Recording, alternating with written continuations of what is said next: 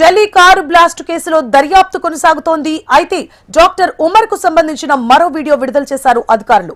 తుర్కమన్ gate దగ్గర సీసీటీవీలో ఉమర్ కదలికలు కనిపించాయి. తబ్లీగీ జమాత్ నిర్వహించే మసీదులోకి వెళ్లిన ఉమర్ అక్కడే 15 నిమిషాల పాటు ఉన్నాడు. ఇదిలా ఉంటే ఢిల్లీలో పేలుడు సమయంలో కారులోనే డాక్టర్ ఉమర్ ఉన్నట్లు అధికారులు నిర్ధారణకొచ్చారు. అధికారుల చేతికి డిఎన్ఏ రిపోర్ట్ అందగా తల్లి డిఎన్ఏతో ఉమర్ శాంపిల్స్ మ్యాచ్ అయ్యాయి. దీంతో డాక్టర్ ఉమరే ఉగ్రదాడికి పాల్పడినట్లు నిర్ధారణకొచ్చారు అధికారులు.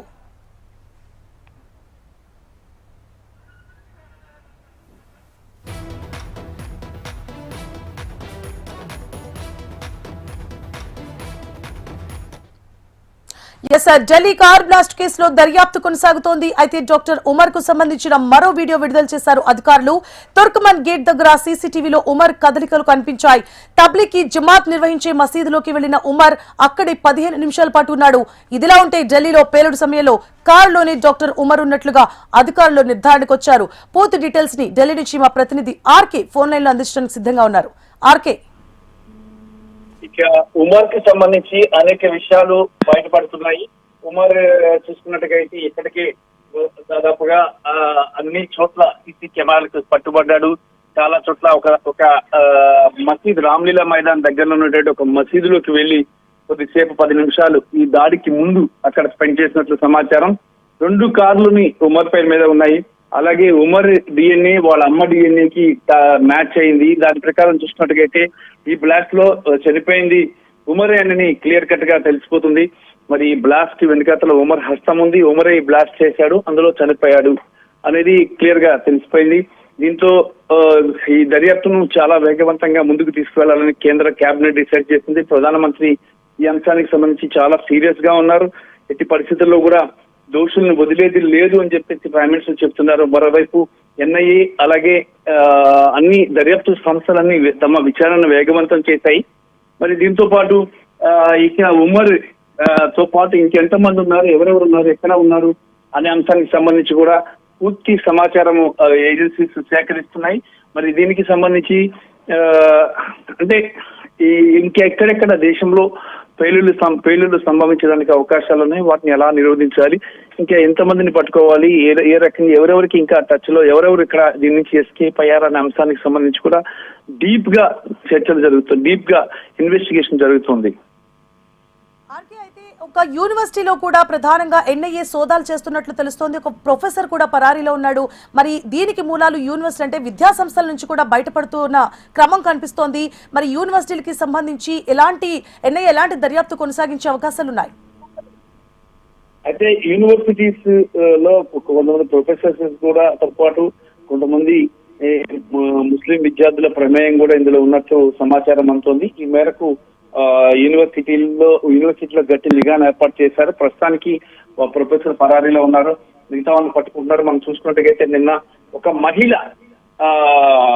జైషే మహమ్మద్ కి సంబంధించిన యాక్టివిటీస్ చూసే మహిళ కూడా ఆమె కూడా దీనికి సంబంధించి దీంట్లో ప్రధాన పాత్ర పోషించినట్టు సమాచారం అందుతోంది. ఏది ఏమైనా సరే ఇక ప్రస్తుత పరిస్థితి కానీ మనం కానీ పరిశీలించినట్టుగైతే మాత్రం ఎర్రకోటతో పాటు దేశవ్యాప్తంగా పలు ప్రాంతాల్లో అంటే 26/11 లో ఎలా జరిగాయో బాంబ్ బ్లాస్ట్లు, ఆ రకంగా బాంబ్ బ్లాస్ట్లు చేయాలని ప్రయత్నం అయితే చాలా స్ట్రాంగ్ గా జరిగినట్టు తెలుస్తుంది. మరి దాన్ని నిర్వీర్యం చేశారు. మరి ఆ నిర్వీర్యం చేసిన నేపథ్యంలోనే కంగారు పడినటువంటి ఉమర్ బాంబ్ బ్లాస్ట్ కి పాల్పడ్డాడనేది క్లియర్ కట్ గా తెలుస్తుంది. ఆర్కే, అయితే తొలుత ఉగ్రదాడి భంగం చేసిన క్రమంలో మీరన్నట్లుగా ఈ ఉగ్రదాడి జరిగింది అని మనం చూడొచ్చు. కాకపోతే అక్కడ మూలాలు హైదరాబాద్ లో ఉన్నట్లు కూడా తొలుత భంగం చేసినప్పుడు కనిపించింది. మరి హైదరాబాద్ లో సోదాలు ఎలా కొనసాగుతున్నాయి? అలాగే మహిళ ప్రాధాన్యత ఉన్న ఈ దాడి వెనుక ఇంకా మహిళలు ఎవరైనా ఉన్నారా? అసలు ఈ గ్రూప్ ని ఎలా ఛేదించే క్రమంలో దర్యాప్తు కొనసాగుతోంది? ఎన్ఐఏ అధికారులు ఎలాంటి దర్యాప్తు కొనసాగిస్తున్నారు? అయితే ఈ ప్రస్తుతానికైతే మాత్రం దీనికి సంబంధించి ఈ అధికారులు చాలా డీప్ గా ఇన్వెస్టిగేషన్ జరుగుతుంది. మరి ఇన్వెస్టిగేషన్ నేపథ్యంలోనే ఇక్కడ ప్రముఖమైనటువంటి సంస్థలు అయితే నిషేధిత సంస్థలు ఏవైతే ఉన్నాయో ఆ నిషేధిత సంస్థలన్నింటినీ కూడా ఇక దీనిలోకి తీసుకురావడం జరిగింది. వాటన్నిటిని కూడా పరిశీలిస్తున్నారు. ఎక్కడ తప్పు జరిగింది, ఎక్కడ ఇది మిస్ అయింది, ముఖ్యంగా ఐబీ ఐబీ ప్రత్యేకంగా దీనికి సంబంధించి ఒక నిఘా అంటే కొద్ది రోజుల క్రితమే ఒక కొంత హింట్ ఇది ఇచ్చింది, ఇలా ఉన్నాయి, ఇలా జరుగుతుంది. ఆ నేపథ్యంలోనే దేశవ్యాప్తంగా కూడా టెర్రరిస్ట్ యాక్టివిటీస్ మీద ఫుల్ ప్లెడ్జ్డ్ గా ఫోకస్ పెట్టారు. టెర్రరిస్ట్ యాక్టివిటీస్ ఎక్కడెక్కడైతే ఉన్నాయో వాటన్నిటి మీద పట్టి ఇక్కడ వాళ్ళందరినీ అరెస్ట్ చేయడం జరిగింది. ఆ అరెస్ట్ నేపథ్యంలోనే ఈ కంగారు కొంతమంది అరెస్ట్ కావడం వచ్చిన నేపథ్యంలో ఉమర్ నబీ కంగారు పడి ఇంకా తన దగ్గర ఉన్నటువంటి అమోనియం నైట్రేట్, డిటోనేటర్లు అన్ని తీసుకొని వైపు రెడ్ ఫోర్ట్ వైపు ముందుకెళ్ళడం జరిగింది. అయితే ఇక్కడ వెళ్ళిన క్రమంలోనే ఉద్దేశపూర్వకంగానే ఈ దాడి జరిగింది. రెడ్ ఫోర్ట్ ని టార్గెట్ చేసుకుని ఈ దాడిని అయితే చేయడం జరిగింది. దానికి ముందు రామ్లీలా మైదానంలోని ఒక మసీదులోకి వెళ్ళి 10 నిమిషాల పాటు నమాజ్ చేయడం జరిగింది. ఆ టైంలోని వాళ్ళ మదర్ కూడా కాల్ చేశారు పుల్వామా నుంచి. మదర్ కూడా కాల్ చేసి ఈ 10 కాల్స్ దాకా వాళ్ళ మదర్ నుంచి ఇతనికి వచ్చినప్పుడు నేను వేరే పనిలో ఉన్నా, మాటికి నాకు కాల్ చేయొద్దు అని చెప్పి ఉమర్ నబీ ఫోన్ పెట్టేశాడు. పెట్టేసిన కొద్దిసేపటికే దాడి ఈ బ్లాస్ట్ జరిగింది. మరి ఈ బ్లాస్ట్ నేపథ్యంలో ఈ ఒక్క బ్లాస్ట్ ఒక్కటైనా దేశవ్యాప్తంగా ఇంకా బ్లాస్ట్ ఎక్కడైనా ఉన్నాయా అనే అంశానికి వచ్చినట్టుగైతే మాత్రం దేశవ్యాప్తంగా అనేక ప్రాంతాల్లో బ్లాస్ట్ చేయడానికి పక్కా ప్లాన్ తో ముందుకు వచ్చారు. మరి ఆ ప్లాన్స్ అన్నింటినీ కూడా భగ్నం చేసుకుంటూ కూడా ఒక్కొక్కటి కూడా భగ్నం చేసుకుంటూ ముందుకు రావడం జరిగింది. యాంటీ టెర్రరిస్ట్ వాడు అలాగే హైదరాబాద్ తో నేపథ్యం ఉంటే డాక్టర్లు దాదాపుగా ఈ చూసుకుంటే 6-7 డాక్టర్స్ ఇందులో ప్రమేయం ఉన్నట్టు తెలుస్తుంది. డాక్టర్స్ అందరూ కూడా ఇలా ఎందుకు చేస్తున్నారు అంటే పాకిస్తాన్ ఒత్తిడికి అలాగే జైషే మహమ్మద్ కి లొంగిపోయి ఈ డాక్టర్స్ అందరూ కూడా వాళ్ళకి సపోర్ట్ చేస్తున్నారు. జైషే మహమ్మద్ సంబంధించిన వ్యక్తుల మసూద్ యొక్క కుటుంబం దాదాపుగా ఆపరేషన్ సింధూర్ లో చనిపోయినప్పటికీ కూడా ఇప్పుడు మళ్ళీ కొద్ది కూడా బుద్ధి లేకుండా జైషే మహమ్మద్ మళ్ళీ భారతదేశం మీద దాడికి పాల్పడింది. ఒక మహిళని ఉపయోగించి మొత్తం టోటల్ గా కూడా ఇక్కడ ఆపరేషన్ కార్యకలాపాలన్నీ నిర్వహించారు. ఆ మహిళను కూడా పోలీసులు అరెస్ట్ చేయడం జరిగింది. మరి తాజా పరిస్థితి మీద చాలా సీరియస్ గా ఉంది కేంద్రం. ఈ అంశానికి సంబంధించి పూర్తి వివరాలు సేకరిస్తుంది. కొద్దిసేపటి క్రితమే ఇజ్రాయెల్ ప్రధాని బెంజమిన్ నెతన్యాహు కూడా ఒక మెసేజ్ ని పంపించడం జరిగింది. భారతదేశంపై జరిగిన దాడిని తీవ్రంగా ఖండించారు. అలాగే ప్రపంచ దేశాలన్నీ కూడా భారత్ పై జరిగిన దాడిని తీవ్రంగా ఖండిస్తున్నాయి. ఎటువంటి పరిస్థితులు అంటే దాన్ని ఉపేక్షించకూడదని చెప్తున్నాయి. ఈ నేపథ్యంలో కేంద్ర కేబినెట్ అత్యవసరంగా సమావేశమైంది. నిన్న ఈ రోజు హై లెవెల్ సమావేశం జరుగుతుంది. ఈ సమావేశంలో కీలకమైన నిర్ణయాలు తీసుకోబోతున్నారు. మరి దర్యాప్తు ఏజెన్సీలు ఏవైతే ఉన్నాయో ఆ ఏజెన్సీలన్నీ కూడా చాలా పక్కాగా చాలా వేగవంతంగా నివేదిక ఇవ్వాలని కేంద్ర హోంశాఖ కోరింది. ఈ నేపథ్యంలో దర్యాప్తు ఏజెన్సీలన్నీ కూడా నివేదికను పంపిస్తున్నాయి. ఆ నివేదికను బేస్ చేసుకొని ఫర్దర్ గా ఎలాంటి నిర్ణయం తీసుకోవాలి అనే దాని మీద కేంద్రం ఒక ఫైనల్ డెసిషన్ ఒకటి తీసుకునే అవకాశం ఉంది. మరి అది ఏ రకంగా ఆపరేషన్ సింధూర్ అనేది ముగిసిపోలేదు అని చెప్పి కేంద్ర రక్షణ మంత్రి రాజ్నాథ్ సింగ్ చెప్పారు. మరి ఆపరేషన్ సింధూర్ 2 ని మళ్ళీ ప్రారంభిస్తారా? ఆపరేషన్ సింధూర్ 2 ద్వారా మళ్ళీ ఈ జైషే మహమ్మద్ మూలాలు మొత్తాన్ని కూడా పూర్తిగా పోకట వేళ్లతో సహా మొత్తం పీకేయాలని చెప్పేసి ప్లాన్ చేస్తున్నారు. మరి జైషే మహమ్మద్ కి తగిన బుద్ధి రావాలి అంటే పాకిస్తాన్ కి మరోసారి బుద్ధి చెప్పాలి. అలాంటి ఉగ్రవాద సంస్థలకు ఊతం ఇవ్వకోకుండా పాకిస్తాన్ బుద్ధి చెప్తేనే ఈ టెర్రరిస్ట్ యాక్టివిటీస్ కి ఒక బ్రేక్ పడుతుందని తెలుస్తుంది. మరి ఈ పహల్గామ్ దాడి జరిగి కొన్ని నెలలైతున్న నేపథ్యంలోనే మళ్ళీ భారతదేశంపై దాడి జరగడం అనేది అసలు ఉపేక్షించరానేటువంటి అంశం ఇది. ఈ విషయంలో ప్రధానమంత్రి నరేంద్ర మోడీ, కేంద్ర హోంశాఖ మంత్రి అమిత్ షా, రక్షణ మంత్రి రాజ్నాథ్ సింగ్ ముగ్గురు కూడా త్రిముఖ వ్యూహంతో ముందుకు వెళ్తున్నారు. ఈసారి పాకిస్తాన్ కి గట్టి బుద్ధి చెప్పడం, తీవ్రవాద కార్యకలాపాలకి అంటే వాటిని నిలుపుదల చేసేందుకు పక్కా కార్యాచరణ ప్రణాళిక రూపొందించడం, దీనికి అంతర్జాతీయంగా అన్ని దేశాల మద్దతును కూడా కూడగడుతున్నారు. కేంద్ర విదేశీ వ్యవహారాల మంత్రి జయశంకర్ నేతృత్వంలోని ఒక టీం ఇప్పటికే ప్రపంచ దేశాలతో మాట్లాడి జరిగిన దాడిని వివరించి ఇక పాకిస్తాన్ కి తగిన గుణపాఠం నేర్పేందుకు ఒక స్ట్రాంగ్ ప్రణాళిక అనేది తయారైతుంది. మరి దీనికి సంబంధించి 2-3 రోజుల్లో ఒక డెసిషన్ కూడా వచ్చే అవకాశం ఉంది. ఈసారి మాత్రం జైషే మహమ్మద్ కాదు, లష్కర్ తోయిబా కాదు, ఏ ఉగ్ర సంస్థను కూడా అసలు భూమి మీద లేకుండా చేసే విధంగా పక్కా ప్లాన్ తో భారతదేశం ముందుకు. మరి భారతదేశంలో ఇప్పటికే స్లీపర్ సెల్స్ చాలా ఉన్నాయి. మరి ఈ స్లీపర్ సెల్స్ కూడా పట్టుకొని వాటిని కూడా అంతమందించేందుకు ఒక ప్రణాళికతో ఎన్ఐఏ అలాగే ఐబీ ఇక రా 3 కలిసి కూడా ఒక పక్కా ప్లాన్ తో ముందుకు వెళ్తున్నాయి. మరి దీనికి సంబంధించి ఈ రోజు సాయంత్రం ఒక డెసిషన్ తీసుకునే అవకాశం అయితే కనిపిస్తుంది కేంద్రం. ఆర్కే అయితే మీరన్నట్లు చాలా మంది డాక్టర్లు కనిపిస్తున్నారు ఈసారి ఈ దర్యాప్తులో. మరి అంటే విద్యావంతుల్ని టార్గెట్ చేసినట్లుగా మనకి క్లియర్ కట్ గా కనిపిస్తోంది. ఇదివరకు ప్రలోభాలు డిఫరెంట్ గా ఉండేవి, ఇప్పుడు దిశ మార్చుకున్నట్లుగా కనిపిస్తోంది ఉగ్ర సంస్థలు. మరి ప్రధాని మోదీ అయితే ఖచ్చితంగా, కేంద్ర ప్రభుత్వం అయితే ఖచ్చితంగా సీరియస్ గా తీసుకునే అవకాశాలు ఉన్నాయి. ఎందుకంటే సాధారణ పౌరులు ఎంత ఇబ్బంది పడతారో, ఎన్ని ప్రాణ నష్టం జరుగుతుందో అంతగా కేంద్రం సీరియస్ గా తీసుకుంటుంది. మరి ఈ దాడి ఏదైతే ఉందో దాన్ని ఉపేక్షించి లేదు అని ప్రధాని మోదీ కూడా ఇప్పటికే ప్రకటించడం జరిగింది. విద్యావంతుల్ని టార్గెట్ చేసిన ఈ క్రమంలో, ఈ నేపథ్యంలో దర్యాప్తు ఆ దిశగా కొనసాగించే అవకాశాలు ఉన్నాయా?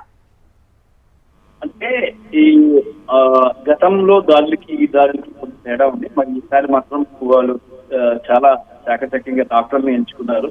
డాక్టర్ని ఎంచుకుని వాళ్ళకి బ్రెయిన్ వాష్ చేసి వాళ్ళ ద్వారా కార్యక్రమం చేయించడం, ఒకటి విష ప్రయోగం చేయించడం.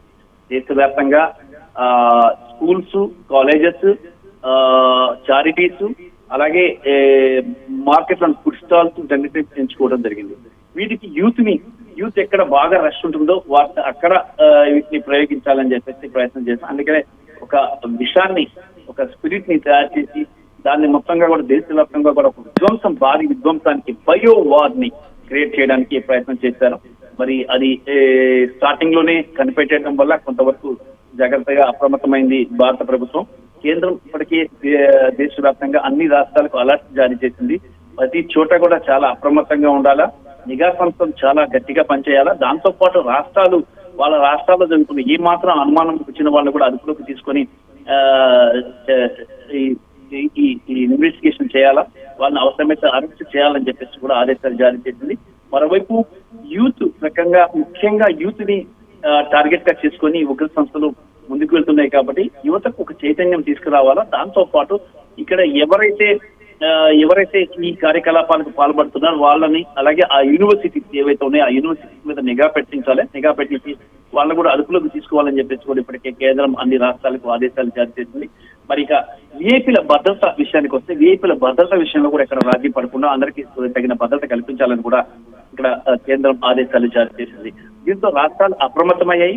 దేశవ్యాప్తంగా కూడా చూసుకున్నట్టుగైతే మాత్రం ఎక్కడ ఎలాంటి అవాంఛనీయ సంఘటనలు జరగకుండా అన్ని రకాల చర్యలు తీసుకుంటున్నారు.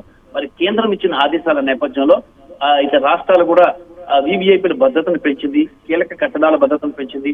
దేశ రాజధాని ఢిల్లీలో చూసుకున్నట్టుగైతే ఇక రెడ్ ఫోర్టు, అలాగే ఇండియా గేట్, లోటస్ టెంపుల్, ఇలా చాలా అక్షరధామ్ వంటి చాలా పెద్ద కట్టడాలు ఉన్నాయి. ఈ పెద్ద కట్టడాలన్నిటికి కూడా భద్రతను పెంచారు. అలాగే ప్రధానమంత్రి, రాష్ట్రపతి, ఉపరాష్ట్రపతి, ఇక కేంద్ర మంత్రులందరికీ కూడా భారీగా భద్రతను పెంచడం జరిగింది. మరి దీంతో ఇలాంటి జాగ్రత్తలు తీసుకున్నారు. దాంతో పాటు స్లీపర్ సెల్స్ ఎక్కడున్నా కనిపెట్టి వాటిని అంతమొందించేందుకు ఇటు కేంద్రాలు, రాష్ట్రాలు కలిసికట్టుగా పనిచేస్తున్నాయి. ఆర్కే అయితే ఉగ్రదాడిలో ఉమర్ పాత్ర నిర్ధారణ అయిన నేపథ్యంలో ఆమె తల్లితో కూడా డిఎన్ఏ మ్యాచ్ చేయడం జరిగింది. మరి కుటుంబ సభ్యుల్ని అదుపులోకి తీసుకున్నారు. ఎందుకంటే ఇలా ఉగ్రదాడిలో ఉగ్రవాదులకు సంబంధించిన కుటుంబ సభ్యుల మాటలైతే ఖచ్చితంగా నమ్మే ప్రసక్తే ఉండదు. ఆ దిశగా దర్యాప్తు ఎలా కొనసాగుతోంది?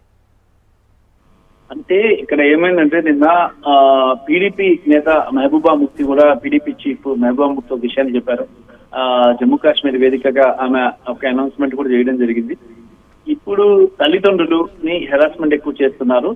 ఈ ఉగ్రవాదుల్ని అరెస్ట్ చేయండి, వాళ్ళని వృద్ధి చేయండి, ఏమైనా చేయండి, అందులో భారతదేశానికి నష్టం కలిగించే వారిని వదిలిపెట్టద్దని చెప్తున్నారు. అంత సేమ్ టైం ఆమె ఏం చెప్తున్నారంటే, ఈవేళ వాళ్ళ కుటుంబ సభ్యులకి ఏమీ తెలియదు, కుటుంబ సభ్యులకి ఏమీ తెలియని వాళ్ళని కూడా తీసుకెళ్లి హెరాస్మెంట్ చేస్తున్నారు.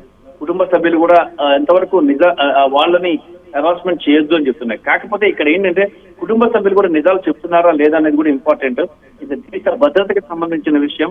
ఆ విషయంలో ఎవరిని ఉపేక్షించకుండా అందరినీ అదుపులోకి తీసుకొని తగిన విధంగా విచారిస్తే తప్ప దేశ భద్రతకు సరైన న్యాయం చేయడం జరగదు. మరి ఈ నేపథ్యంలోనే ఇటు పోలీస్ దళాలు కానీ, ఆర్మీ కానీ, ఈ కుటుంబాలు ఎవరైతే ఉగ్రవాదులు ఉన్నటువంటి కుటుంబాలు, ఆ కుటుంబాలన్నింటినీ కూడా వాళ్ళు పూర్తిగా ఆధీనంలో తీసుకొని పూర్తిగా విచారణ చేసి వాళ్ళ తప్పు, వీళ్ళ ప్రమేయం ఏమీ లేదు అన్నప్పుడే వాళ్ళని బయటకు వదలాలని చెప్పి నిర్ణయించారు. ఈ నేపథ్యంలోనే మహబూబా